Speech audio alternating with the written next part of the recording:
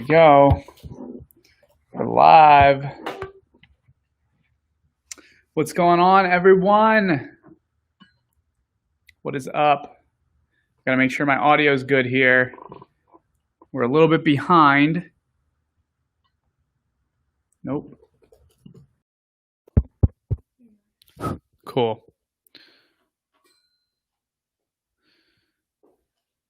Awesome stuff. All right. What is up, everyone? We are live. MikeBlack.co/live. For anyone that's joining on TikTok, we're doing live Q&A. So excited for this week's live stream.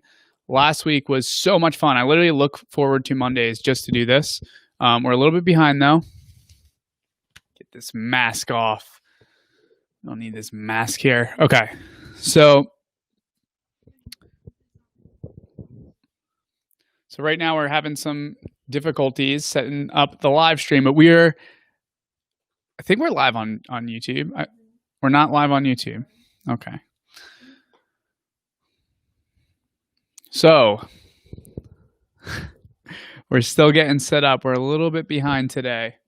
We're a little bit behind, but for people that are joining on TikTok, MikeBlack.co/live, making sure that works. Okay, so we are live. Cool. It's all good. Okay. If you want to join to ask questions, put them in the comments on MikeBlack.co/live, which will take you to YouTube. While we're kind of getting set up here and bringing on our first guest, if you guys have questions, feel free to put them in the chat box. I think you need to update your Facebook link, is what Alex says. Are we good? Okay. So while we're getting set up here, I'm going to answer some questions. So what's up, Instagram? Someone asked, did you use the same contract template that are in your training for new client and fulfillment team? No, I did not. That'd be cheating. So I had to create a new contract. And I just wrote it. I just got a template offline. I stripped it and I used it. I edited it a little bit. I'm not recommending you do that, though, because that could lead to some really big problems if you do that wrong. But if you have questions, put them in the chat box. I love doing these live streams. They're so much fun for me. I get to answer questions here with you guys. And the reason we're doing it is I know that there's been a lot of questions that people have been asking and DMing me. And I've figured, you know what? Why don't we share this with everyone? Because I know a lot of people have similar questions. So every Monday, 2 p.m., we're doing this now. It's a lot of fun. And now we got this cool logo right here. I never know which side it is. We got this cool logo right here. $1 Million Comeback. Look at that. Super cool. For everyone that's joining on TikTok, go to our YouTube channel and you can put your questions in the chat box. I'll be able to answer it. And if you'd like to go live with me, we're bringing on some live guests to ask some questions. What's going on, Enrico? What's up, Jason? What's up, Kennedy? What's up, Kirsten? Alex? All right, guys. We'll be having our first guest join in just a second here. In the meantime, again, if you have questions, feel free to put them in the chat box. This is cool. You guys can't see this on, but on TikTok, we have this real cool graphic going here. And it's a lot of fun. This is a lot of fun. I like going live. Hey, Alex. What's up? Alex says hi. Let's see if this is working. Does it show you guys? Yeah. Alex says hello to everyone. What's up, Alex? Alex, where are you from? Drop in the chat box where you are from. All right. Cool stuff. All right, everyone. So about to invite our first guest on, and what's going on, Jamie? Hey, hi, Mike. How you doing? I'm good. How are you? Doing great. Just a quick heads up question. This is the first time I didn't wear headphones. Is anything echoing at all for you, or can you hear me good? No, you're clear. Okay, super cool. Awesome. Well, how's it going? Good. It's quite late actually. It's It's about 3 a.m. right now in Singapore. Oh, you're in Singapore? Yeah, Oh, wow. I would not have asked you to to yeah, stick but around. like I'm sorry. I didn't realize how late it was. it's cool. There's some like technical difficulties, right?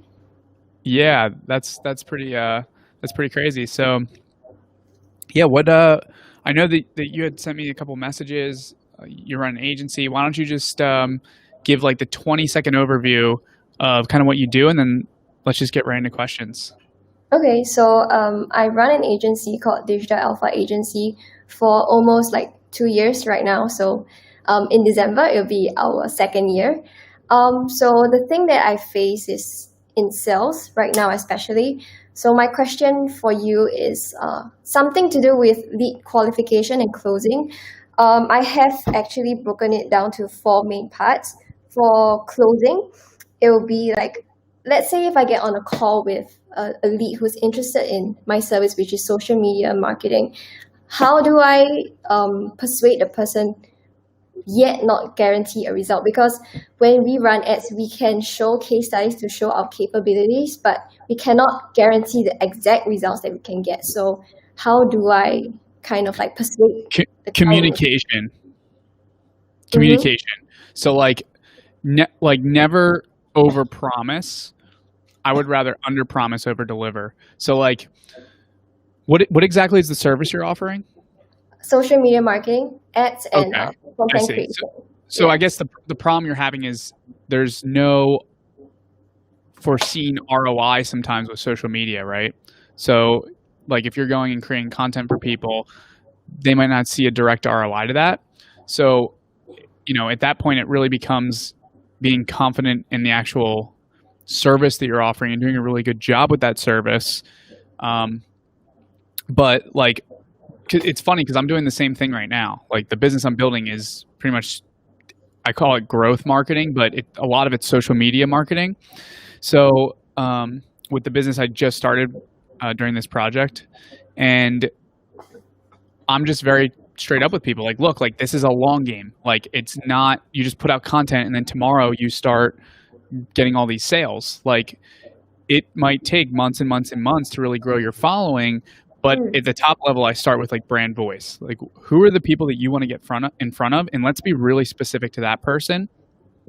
And Mm. then I just talk to them. I let them know very clearly that you're not going to necessarily see a direct ROI. It's hard to track that stuff. Yeah. So I think in the sales process, very early on, it's important to communicate that.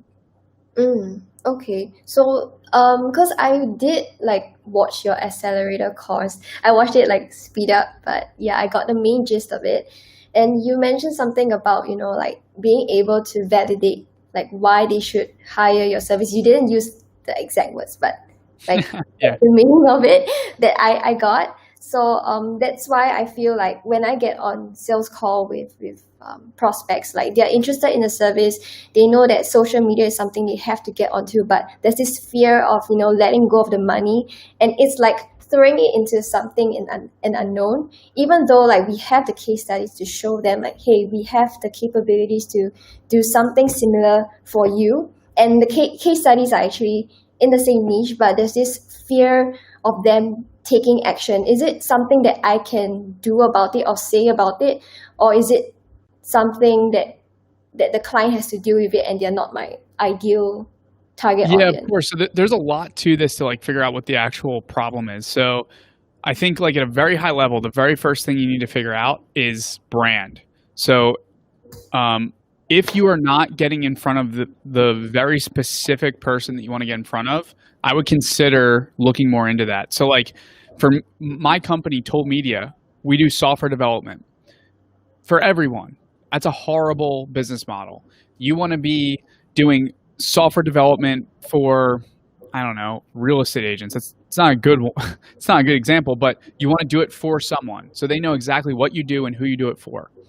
The Okay. other alternative, so that's option one. Option two, the other alternative is to pick a specific expertise within marketing.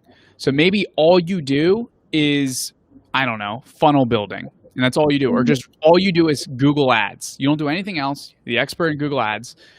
No one is better than you at Google Ads. And that's all your website says. Like, we just crush Google Ads. So then you frame yourself as an expertise in that thing, or for a specific industry, which increases your conversion rates. So that's the first thing, is if you're not doing that at a very high level, starting with brand, that's super important. Once you bring them through your funnel, the next question is, like, who are you actually bringing through the funnel? Like, one problem might be you're bringing the wrong people through the funnel. Like, if you're trying to sign, like if I'm trying to go out in the world and sign $20,000 a month contracts, $50,000 a month contracts, I'm not going after a small mom and pop shop, right? I'm going after mid-sized companies that do $50 million to $100 million in revenue every year. So make sure that if you're having those types of issues, that your offer matches up really well with the actual audience you're bringing through your funnel. Once you get them through your funnel, then I'm curious, like if you said you have case studies, testimonials, all those things help you increase your conversions. Part of what you could do as well is like figure out a way to like prove some form of ROI with, not ROI, but I guess prove that you can actually do what you're saying. So that's what I'd be curious of next is like, do you think it's like, oh, they're not sure if you'll be able to deliver the results, or they just don't want to spend the money? That's the part that is like a bit gray. So usually when you like ask questions, you're not sure if they're trying to cover up something. And I don't really know for sure, you know. Sure, I get that. So this is what I do when it comes to budget. So I guess actually before I answer that, who are you bringing through your funnel? Right now we're specialized helping like physios, chiros, people in the health and fitness, so gym Okay. owners and all that.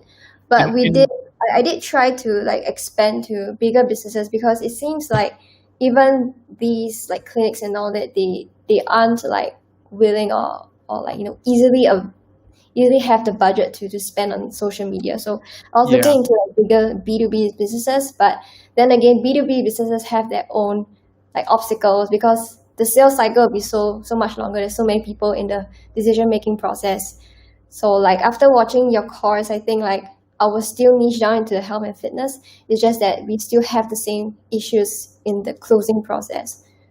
yeah. So I guess what's your price point right now? About 1 to 2K. Okay, that's fair for that group of people. I mean, just for social media, and I don't know exactly what you're offering, but just for social media, that might be a little bit high for them. Like, it'd be hard for me to go out and try to close $2,000 contracts with chiropractors, which is funny because I was just hired to cold call for a marketing company for chiropractors. So I legitimately actually kind of have a good understanding of where they fall price wise, and that's not the easiest sell. Whereas if you go after like lawyers, they might have more budget to be working with, and $2,000 is not as much of an expense. Gyms are getting crushed right now, so like it makes it very challenging for gyms to just go and drop, you know, $2,000. I can understand why that's scary. So, you know, maybe if you kind of look at that a little bit and go, hey, maybe I shouldn't be working with gyms during this time because it might be a little more challenging. What companies are doing well during these times? What companies are thriving during, like, I would never start a marketing company right now and try to like do marketing for restaurants. Because like that could be really dangerous. Yeah. Gyms is the same thing. I think e-commerce is probably something that is thriving right now, because the statistics shows that, you know, everyone's staying at home and they're splurging on online. So that's why we also have a service. I came up with a new service called e-commerce marketing. I think it's similar to something that you do, but I'm not sure like what exactly you offer as well.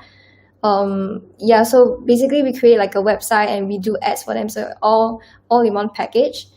But I think it also boils down to the target audience, because gyms and chiros and all that, they don't do e-commerce. So that's like all the questions. So again, here's the problem. It sounds like you're all over the place, right? You do everything for everyone. It needs to be one. Pick one. And I, like, personally, I would I would personally lean towards ecom during this whole craziness, but that's just Mm, me. Kairos, I mean, again, we just had a lot of success. The person that hired me, we were able to set like 15 or so appointments in 3 weeks of me doing cold calling for him. So Kairos are legit. The thing though is like, where do they actually fall price wise? mm, Um, yeah. you might have to kind of figure that out and maybe potentially change the service offering a little bit. Um, Okay. but again, like if I go to like the person I worked for, I had him set up a specific site just for Cairo. Like literally, the site pretty much says all we do is marketing for chiropractors. Mm-hmm. So then you hit those chiropractors up, and he hits those chiropractors up. He's going to win every single time because he's framed himself as the expert marketer for chiropractors. So again, if it's me, not if it's me, I'm legitimately doing this right now. I picked accountants. So my new marketing company I'm starting Mm-hmm. is going to be all around accountants. So like I'm going to frame myself as the expert at marketing accounting practices. Um, Mm-hmm. so you just got to kind of niche down there. Um, Hmm. Okay. yeah. Did you have any other questions? Am I taking too much time? Yeah, I take too much Oh, time. you're good. Okay. Okay, this is something I think you answered my question really well. I feel like this is a very cliche thing to say, but it is so important, and it is really difficult to pick a niche, even though yeah, it's a very difficult thing to do to just settle on one thing because like there's a FOMO going on, you know. Like if I don't do this, then I'm losing out on all the potential sales that I can Yep. have. That's that's the problem everyone has, right? Like again, Yeah, what ends up happening is if you try to serve everyone, you serve no one. So true. it's what's cool is like let's say you build up this amazing portfolio for chiropractors. If you want to move forward after chiropractors, you can move to a new niche. Like all you need to do is throw up a new website, throw up new branding. Mm, You do that in all legitimately in a day. yeah. 'Cause you're using all the same templates for your whole backend processes. Um, Mm-hmm. so that's my biggest piece of advice. Again, when this this marketing company hired me as a cold caller, the first thing I had him do was set up a whole new site, and his conversions, I more than quadrupled his conversions. I promise this works. So just niche down, Jamie, and I think DM me like 1 to 2 weeks later, and this conversation would be a little different. Yeah, okay. Oh yeah, like after the course, like in your course, you mentioned a lot about networking and partnerships. So I'm actually looking into that. I've reached out to several companies. So um, let's hope it all goes well or something. Well, if anyone listening is in the market for social media work and is looking for a partner, hit up Jamie. Jamie, what's your website, or how can people get a hold of you? Digital, yeah, digitalalphaagency.com. So just digital alpha DigitalAlphaAgency.com. agency. Yeah. All right, everyone, check it out. If anyone needs an amazing social media marketer, hit up Jamie. Jamie, thanks for joining. If you do have any more questions, just feel free to DM me. And thanks for Yeah. joining so late. I appreciate it. No Hope this problem. was Thank you so helpful. much, Mike. Cool stuff. See ya. Bye. All right. That was Jamie. Um, yeah, so like we just talked about, everyone, it's so important to niche down. I cannot tell you how important it is. This is something that, I mean, my company's called Toll Media. We never niche down. Very bad move. Um, all right, so let's answer some questions. So, Sunny is asking that he'd love to come on and talk. Is there any way to get in the queue? How are we looking in the queue right now? Okay, Sunny, Deirdre sent you a link. Not showing up. All right, I'm going to check out TikTok right now. Let's answer some TikTok questions. What's up, Swornov? Swornov says, what's up? Troy, what's going on? From DC. Alex from Oklahoma. All right, TikTok. Let's see. Let's see what we got on TikTok here. We got a lot of questions on the TikTok.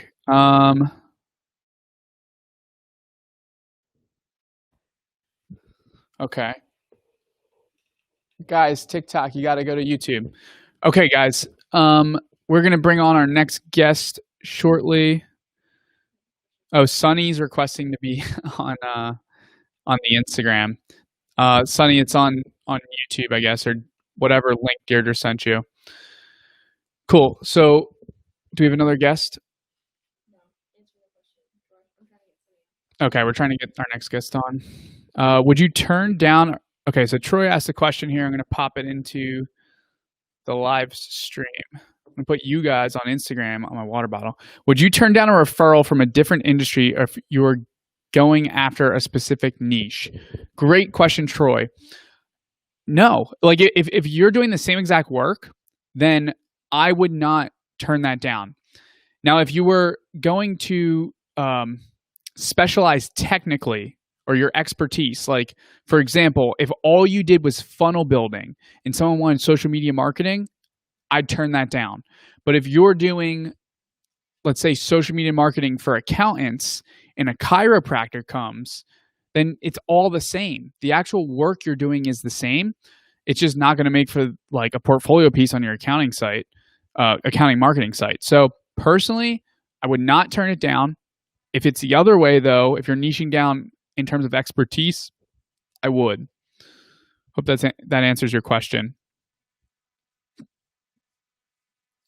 Okay, how do I get rid of that? Yeah, so Troy says, got it. So from a sales perspective, focus on a niche. Yes, you just want to focus on a specific niche.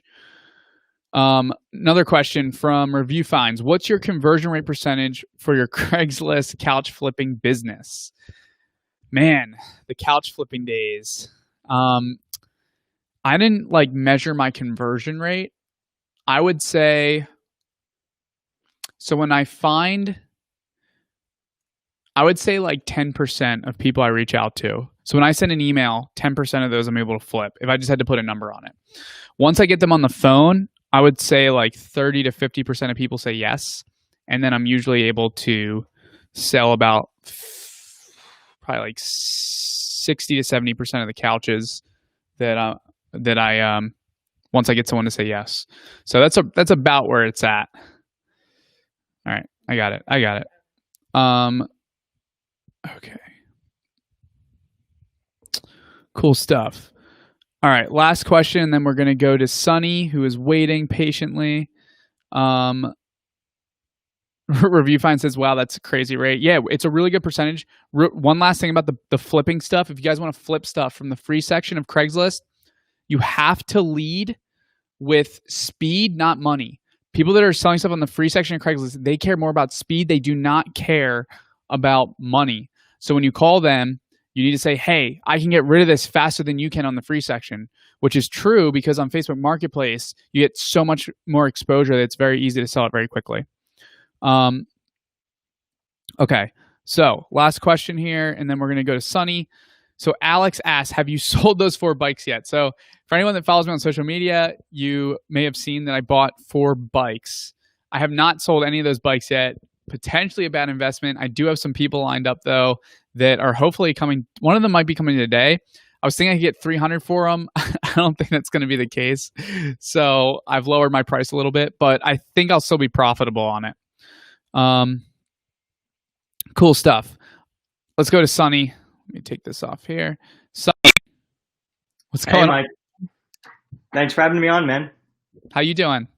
I'm doing pretty good. Was just working from home. Decided to take a quick break, hop on your live, and yeah, would love to just kind of pick your brain a little. For sure. Where are you located? In the burbs outside Chicago. Okay, super cool. What part? What suburb? I lived in Chicago for a summer. Oh, nice. It's in Woodridge, right by Naperville. Okay, super cool. That's actually hilarious because one of the clients I got during this project, they're based out of Naperville. Super cool. Awesome, man. Well, what can I help you with?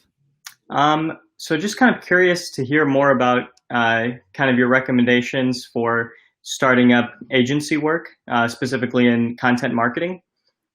So I have a friend that I've just started working with. He has a web agency, and so he's finding clients and pretty much just making websites for them. And he's reached out to me a couple times to help with providing content marketing advice to them. And I don't have a lot of personal experience. I pretty much just have like been learning on YouTube. Big fan of Gary Vee, and I noticed you have his shoes on in your vlog. And so like, yeah, clouds and dirt. And so, yeah, so I've been like learning about the space, wanting to get my feet in the water a little bit. And just like wondering if you have suggestions for how I can assist him within his web agency to kind of, should I try and expand his web agency to involve a marketing component there? Sure. Or even if I was to kind of work individually to do something similar, but for content marketing specifically. So Sonny, this is a really great example. I'm glad you shared this. So there's so many things I want to dig into here. The first is for everyone listening that runs an agency, you don't have to just go after contracts. You can partner with other agencies. Like I've worked at Toll Media, we've worked with some huge brands because we partner with other agencies. What's super cool about this, Sonny, is I don't know how big your friend's agency is. It's pretty small. Pretty small. Yeah. The agency that I worked with isn't that small. So they get one of the agencies that I partnered with, and they were bringing us these huge clients, and these huge clients have long sales cycles. Mm-hmm. So my sales cycle on it though was like 2 weeks, because he'd hit me up and be like, hey, like we're going to need someone to do the development stuff and whatever. And then we get on a call with them. We're like, yep, we can do this. And then I think the one that we did was legitimately 2 weeks. They were so crunched for time. So we didn't have to go through this crazy 6-month sales cycle. So what you're doing is super awesome, because if you think about it, if you're going out and trying to get business yourself, which is also great, mm-hmm. you have to find 1 fish, 2 fish, 3 fish. But when you partner with another agency, they can bring you 20 fish potentially, right? So like, now my question for you is, do you want to be an agency owner, or are you trying to just be a freelancer for your buddy's agency? I think I would rather be the agency owner, because I'm interested in the strategy aspect of marketing, but I'm not like really passionate about content creation myself. Sure. And I think that I would do better on like the hiring side of things and more like operational. Sure. And so that's why I feel like I would like to kind of be an owner of my own company. But I think that, maybe there's potential to have that similar role, but leading kind of like the marketing side of an agency where I'd be partnering as well. Yeah, super cool. So that I just want to make that clear. And the reason I want to make that clear is because you should make that clear with your buddy. I know that you're buddies, but like either way, communication's important. Let him mm-hmm. know that like you might not be the one always doing the marketing work, right? Because the problem with that is if sometimes people aren't transparent about that, and then it can lead to issues down the line. So I always try to make sure to do that very, very early. So that's super cool. There was a second part of your question that I can't remember off the top of my head that you had originally asked. I guess the second part is if I was to go about it individually, which was like my original idea actually that I've had for a couple months now. What would you suggest for like starting to create a marketing agency, building up your brand and reputation to like find those first 1 or 2 clients, and kind of get like a monthly contract so that you have something to build off of? Okay. So this all depends on how quickly you want to move. Mm-hmm. But the very first thing I would do, like I talked to Jamie about, is be very specific with what you do and who you do it for. So like pick a group of people, whether that's lawyers, accountants, tech companies, whoever it is, do it for one person. That's option 1. Option 2 is to go very expertise in something. So you can just do, you can work with everyone, but don't just do content marketing. Do like a very specific pillar maybe of content marketing, or just in marketing in general. Content marketing can be like kind of specific. So that's how I would approach it. I love picking an actual group of people, because then you know exactly who to get in front of. Like if you're going to do cold calling, it's easy. If you're going to do like outbound campaigns with like cold email, it's easy. And that doesn't mean that you still have to like say no to the other people. Like that's the cool thing, is like if you're doing good work and someone's like, oh, I'm looking for a marketer, and they see your work and you did all this stuff for a bunch of lawyers, mm-hmm. and they're an accountant, they're not going to be like, oh, well, he only works with lawyers. They're going to be like, wow, that's some good work. Maybe I'll hit up Sonny. Yeah. So the first step, be very clear with with what you do, who you do it for. The second step, and this is where speed comes in, it's figuring out if you want to start slow or if you want to move fast. So if you want to start slow, go and find some people that, like freelancers that you maybe want to work with, start vetting people, get your team in place, maybe do some of the work yourself. And the slow way to do things is to maybe do some stuff for free.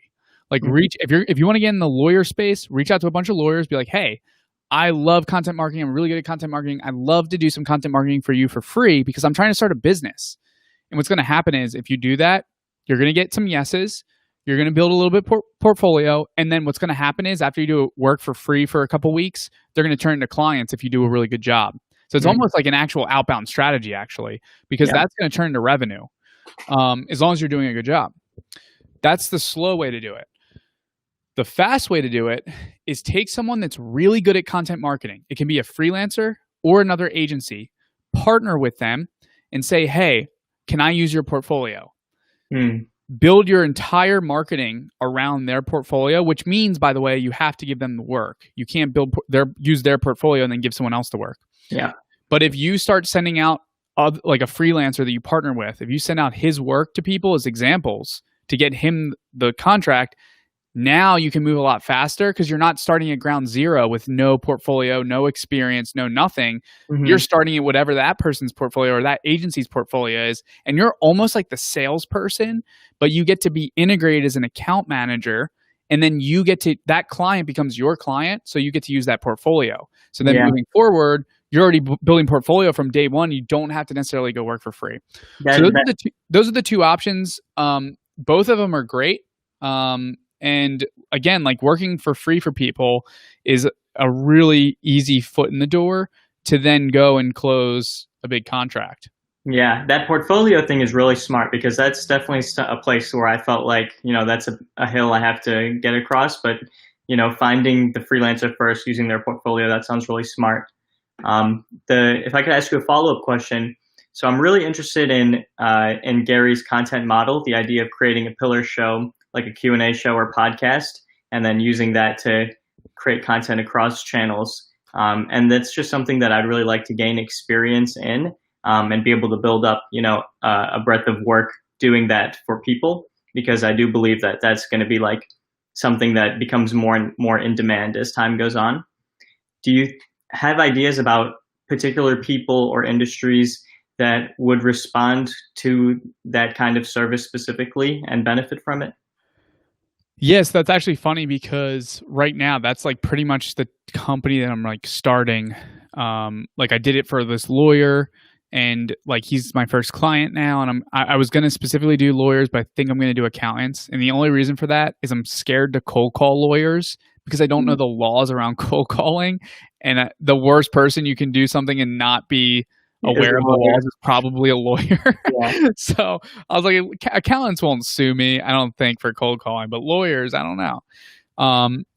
So I think really anyone that can afford the service is good, right? Because like think about any service-based business, they get their business by getting their message out there. So like literally anyone that offers a professional service business would benefit from content marketing. Like the way I'm framing the company that I'm going to be building is like if you go to the site that I'm building, which I'm not allowed to share because it's against the rules, but on the website, the message that I use as the value prop is not the first message is like we grow your accounting practice, but the secondary message is we frame you as the industry expert, is an influencer in your industry. So like any professional services company, if you can put them as an influencer, industry expert, that's going to in turn get more business for them. So I would be thinking about the professional services. I mean, there's so many companies that benefit from it. It's actually like pretty insane. Like even e-commerce businesses, like if you can help them with content marketing on just TikTok alone, I would leverage TikTok really heavily if you're going the content route, and maybe just do TikTok because TikTok's so viral right now. Yeah. And you can create viral content even if you're an e-com company. I don't know, like podcasting and creating content around like other stuff is a little bit more challenging than a professional service business. Because then, like, let's say you sell, I don't know, jewelry, right? Mm-hmm. Like women's jewelry that you make from hand or something like that.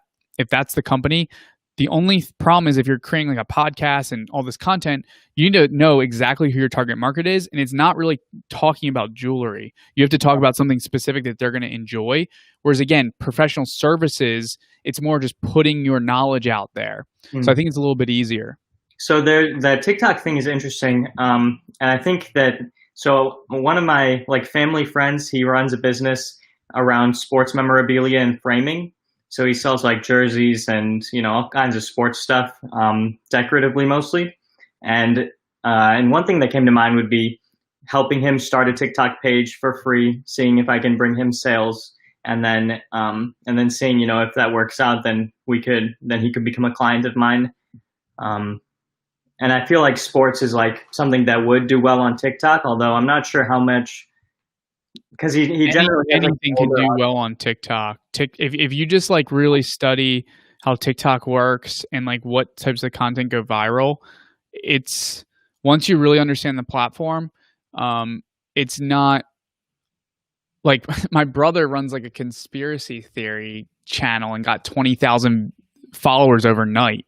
Like literally anything can go viral on TikTok, and then once things go viral, you have that following, and then if you want to push that following to other platforms like Instagram, YouTube, whatever it is, if you're selling something e-commerce related, I get hit with e-com stuff all the time because I'm constantly looking at TikTok and studying the platform. There's a girl that makes like handmade jewelry. That's why I kind of thought of that. And she makes it. She does like stuff with clay and then she bakes it. And I don't know, she makes like earrings and stuff. And I got hit with her thing. I got hit with some women's shoes. I think it's because we have women managing our TikTok that I'm getting hit with all this women e-commerce stuff. But either way, these people are going viral because they're creating good content, and it's not just around their actual jewelry and stuff. They're telling stories about them individually, and people want to hear it and then in turn potentially buy whatever they're selling. Yeah, I have seen that. It seems like on TikTok, people really go, you know, get popular much more than brands. And so whatever you're doing, tying it to you as a personal brand rather than, you know, creating a page just around a business or a product. Yeah, for sure. For sure. What other questions do you have? One thing I was wondering, I don't know if this goes against your rules or not, but would you be open to collaborating on a project or working together? Yeah, so unfortunately it does. Because like if I had met you in person and not through MDC, then I could work with you on a project. Unless you're trying to do something with MDC specifically, I'm not allowed to personally partner with or do anything really with anyone that comes through our MDC channels. Yeah. And the reason for that is if I was starting over, I wouldn't be doing all this stuff, right? So I would never have met you. Mm-hmm. So unfortunately. So I'm curious also, do you think that this agency, this content marketing agency is what's going to take you to $1 million, or do you have another business in mind that you think once you've built up more capital, you'll start? Yeah, so I think e-com is the easiest way to get to $1 million in revenue because you can scale with ads. Service businesses are a lot harder to scale with ads. So I think there's potential though, because the person that hired me to do cold calling, about every 5 hours that I spent cold calling, we were able to convert a new client for their business. So if that's the case, theoretically, I should be able to hopefully spend another 5 hours on my own business and convert someone. And if that's a $2,000 a month project, then you can just work backwards on $2,000 a month on average with a 6-month LTV. You can work backwards from that and go, okay, how many hours would I need to cold call every single week? How many people would I need to hire to cold call? If we use the number 1 million, we have 10 months left, right? You have to factor sales cycle in too. But let's just say we have 10 months. Going back from $1 million, if the average contract is $2,000, that means 5 contracts within the first month to get to $10,000 in revenue, which means 50 contracts to get to get to that next level. So it's potentially right now the biggest thing the most important reason I'm doing it is to get cash in the door so I can take that cash and invest in income. But if I see that I can scale it and actually do $1 million, then I'll just keep doing it. So for ecom, would you create a product or do drop shipping? What would be like the specific business plan there? Yeah, so for ecom, almost definitely would do print on demand, I think. I have some friends that are very successful with print on demand, so I know it can work. My issue is I'm very undercapitalized right now. So I either need to get capital, say $20,000 or more, or I can do things like print on demand that don't require as much capital. So I'd probably lean on doing like print on demand. The only caveat to that, and something I really need to do, is I need to find someone to partner with. So I really need to find a partner because part of the rules are that I can't use debt, and it's probably going to take me till like month. I can't use debt because I'm assuming that I have a really bad credit score. Just Right. so no one makes fucking excuses that comes across my shit. They're like, oh, well, you use debt. I have a bad credit score. Fuck off. My credit score is not good for this project. So what I need to do is I need to find someone to partner with that has a credit card or can leverage debt. I think by like month 6, my credit score would theoretically be up. So maybe I can start doing it then. But for now, I think that's like a really important thing that I'm like right now just trying to network with as many people as I can in the e-com world. So print on demand, and then you would either design like t-shirts or find someone to design t-shirts and then advertise that against those niches on like TikTok. I don't know if I'm definitely going to create a TikTok strategy for sure. I would say though that when it comes to like print on demand, I know Printify is what a lot of people use. Remember back in the day, Teespring was big. So I'd be using one of those companies. And then, again, I don't know much about ecom, but from what I've read thus far, it's important to like pick your actual market and then build around that. So like, which I haven't done yet. So like you could do, I don't know, pet lovers. So like if I pick pet lovers, then I'm just going to create like a bunch of like pet clothing, whatever. You could pick yoga, then like attack yoga with like, I don't know, like shirts that have certain words on it for yoga, or maybe like jewelry that have certain words on it for yoga lovers. But it really kind of starts to like picking that actual niche and then building brand and then figuring out the product line. So yeah, but I think print on demand is probably the easiest way to get off the ground. Cool. Yeah, it's interesting. I've tried my hand at drop shipping too. I think my problem was that I didn't pick a niche. I was selling phone cases, and so it was like really broad, and they weren't, niche specific. Yeah, that's a tough one. That's a true hustler's choice right there. Were you doing like flea markets and stuff? No. I was doing drop shipping phone cases. Okay, gotcha. Were you using AliExpress? Yeah. Okay, cool. Yeah, I don't know much about. I was looking at AliExpress the other day though, because when I bought these bikes, I was like, I bet you they just got this from Alibaba. And I looked it up, and there's bikes that look exactly identical to the ones I bought. So I think this person, there was a bike sharing company in Austin that I guess went out of business called Ojo. So it could be very legitimate, or they could have just bought them from overseas, brought them in, paid 30, 40, we'll call it 40 to 50 bucks after shipping for each bike, and they're selling it for 200. So they're doing well if they did pull that off. But that's how I got to AliExpress. When I was looking at Alibaba, and I was like, damn, I need to like learn how to use this thing because it's pretty cool. Like it shows how many people bought each product. So it might give you an idea of kind of like what's in demand and stuff. Yeah, it's crazy how often, because I've now like scoured through AliExpress because I was thinking about starting another business and looking for different products. And most of the advertisements I get on like Facebook, Instagram are products I recognize from AliExpress. So it's crazy what proportion of them are just drop shipped there. Yeah, it's nuts. I'm very curious. Could probably look this up, but I bet you AliExpress is owned by Alibaba, right? Yeah. Oh, okay, yeah. Then they definitely do billions and billions and billions in revenue. They absolutely crush it. Although AliExpress has a terrible reputation for having terrible shipping times, and sometimes products never arrive at all. And so it's really risky to go with them as a supplier. Not surprised. But Super cool, Sonny. We'll do one more question, then wrap up here. If you do have any other questions before we hop out. Sure. I guess do you have any thoughts on personal branding either on TikTok or in general? I know that this whole challenge seems to be like the added benefit of it is that it's a really interesting narrative and like story for you to be able to build off of for years and years. And as somebody that's really just starting off in entrepreneurship and looking to do something that is a little bit interesting, something that builds my brand is like, and the narrative around what I'm doing. Any ideas there or suggestions?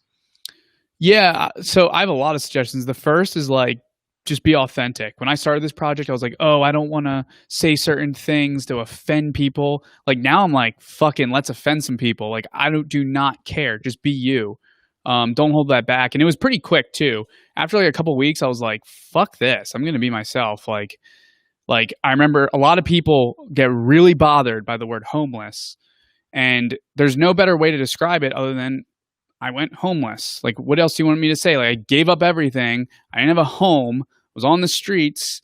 Didn't have any money. Didn't have any food. I didn't eat for days. So, but I get why people think when they hear that they're like, "Oh, he's trying to say it's easy for someone that's homeless to do this, this, and this." But very quickly, I was like, you know what? I'm just gonna be myself, and I don't care. I don't care about the PC stuff. I don't care about any of that. And for me, it's so much more enjoyable. Like to just not have to be careful with what I say. It's just like, hey, if you don't like it, don't listen to it. Yeah, so absolutely.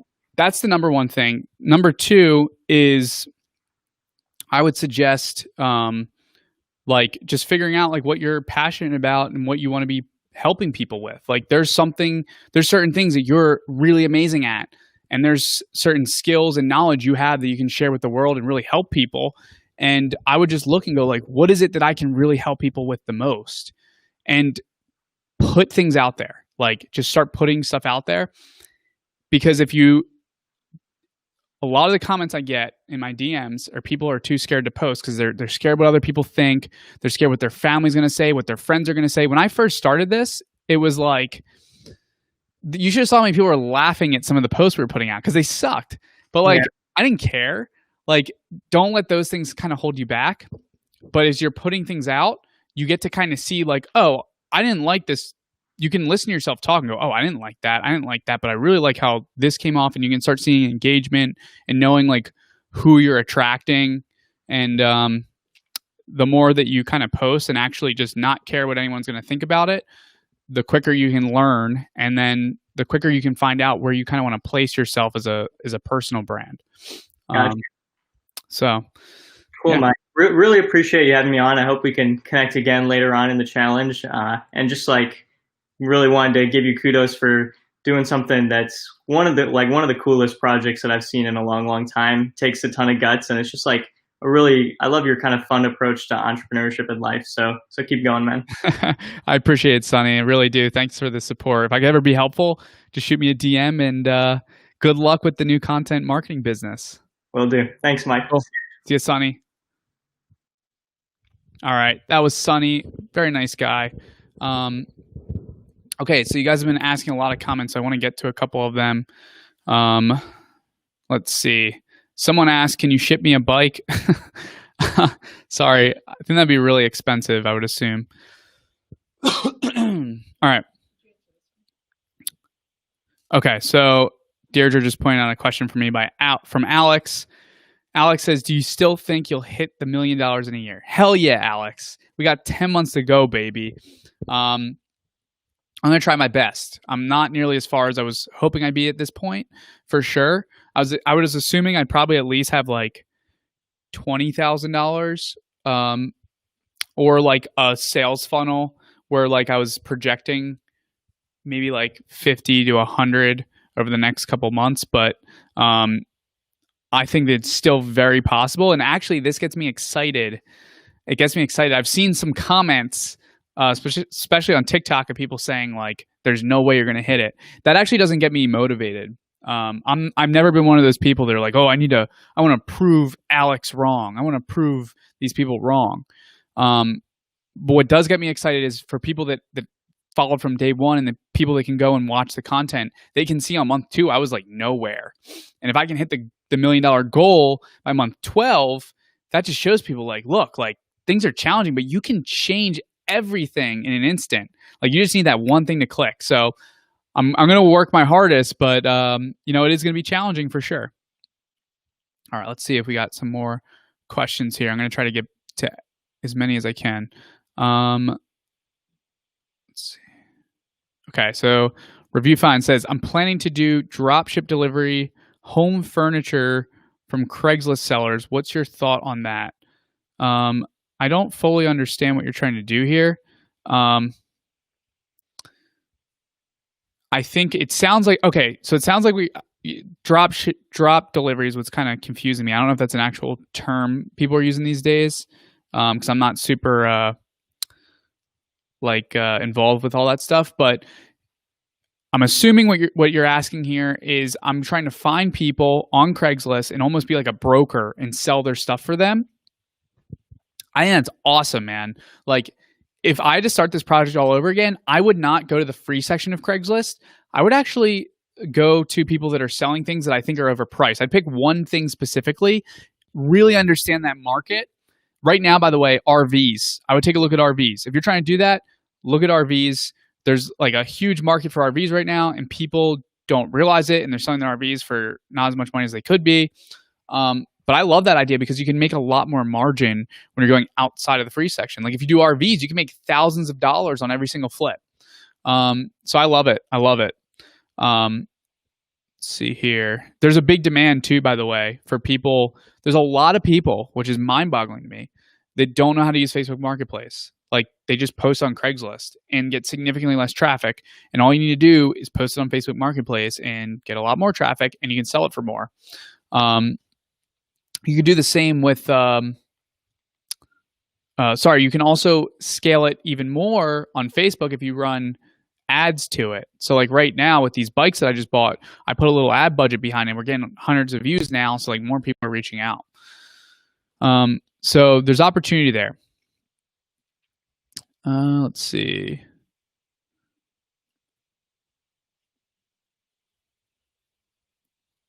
Okay, so Alex asks, will you use paid ads or organic traffic for the ecom business? Definitely paid ads. I think it's probably very hard to scale an ecom business if you're not using paid ads, unless maybe like you have like a big like SEO strategy or like an influencer marketing strategy or like a content strategy, which people don't talk enough about this, but like content costs money because it costs time. So if you're doing it yourself, there's a time value to that. If you're hiring people to create content, then that costs money. That money has a certain expense to it, right? Like if it costs you $100,000 a month to run ads to make $1 million, well, how much does it cost to make $1 million with content marketing? I don't know. Those are some things that you should think about. So for me, it would almost definitely be paid ads. I couldn't see myself not doing that. Okay, let's see. All right, so Flamosa asks, what's the best TikTok trend to cash in on? Any suggestions? I'm not big on like trends. The team like handles TikTok. What do you think is the best TikTok trend, Logan? What's the one now? WAP? Do guys do the WAP? Deirdre's the one that told me about the WAP. I come to the office, Deirdre's just doing the WAP all over the place. What are you doing, Deirdre? She's like, I'm whopping. What do you mean you're whopping? I don't know, Flamosa. I'm not like a fan of like, oh, like there's a big trend. Like look up trends that are currently trending. I think they change all the time. So like find what's trending and then build content around it. I still don't know enough about TikTok to know that like the best strategy is just like ride the trends. I know that is a strategy people pull. And I think from what I've done with my research, like what you want to do is follow like big accounts on TikTok. And when they post something and it starts trending, you want to be one of the first people to create a video around that. And then you'll get a lot of views. But it's also great to just like be yourself on TikTok and like create like valuable content with whatever you're an expert in. whatever knowledge you have that you can share with the world. Create content around that, and you will have people coming to you. You just have to learn how to create content for TikTok because it is a lot different. And quite frankly, I hate their editor, TikTok. I don't like your editor. The TikTok editor is a little bit tough to use. All right, let's see. Some people just saying, Alex is just saying some nice things here. He says, my wife really wants to learn the WAP. Tell your wife to hit up Deirdre. Oh, she did? Oh, that's funny. Okay, cool stuff. Let me see what if we have any comments on Instagram here. I want to try to get to all your comments, and then we're going to wrap up in about 4 minutes here. So let me try to get all the comments in. Someone says that the accelerator course is awesome. Thank you. My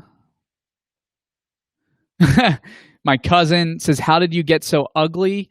Does that come from the black or green side? So my dad's last name is Black, my mom's last name is Green, and we're all ugly as hell. So it's both, Jason. Let's see.